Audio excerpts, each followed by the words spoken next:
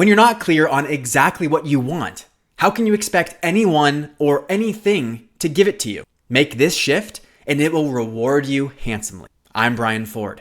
Welcome to Self-Improvement Daily. The most important clarity to have in life is knowing what you want. This is true in the long run as you decide the career you want to be in, the lifestyle you want to have, and the friends you want to keep, as well as in the micro, where you choose the tone you put in an email, the trade-off between enjoying fries or opting for a side salad, and who you want to invite to an event. I believe that consistently realigning around what you want is embedded in the process of living intentionally. It's being more thoughtful about things so that you understand the short-term and long-term implications of your choices.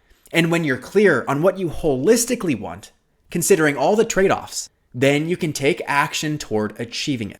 Now, what happens naturally is your internal clarity then gets expressed externally through the actions you take. The more clear the intention, the more directly an action can contribute toward fulfilling it. So much so that there's a stark difference in effectiveness between making a specific ask and having a vague wish. The difference between the two is the level of clarity you have with the request. A specific ask is narrow and precise, and a vague wish is open, undetermined, and intangible. And here's an example of how this played out in my life. Last year, I ran a fundraiser called New Year for Good, a campaign to help people make good on their big goals for the new year while donating 100% of the revenue to charity. Talk about a win-win. As I was hustling to grow the movement and taking calls with people, I'd often ask for introductions and referrals. I'd say, "Do you know anyone who's into personal development and social impact?" To that, they'd respond, "I'm sure I do.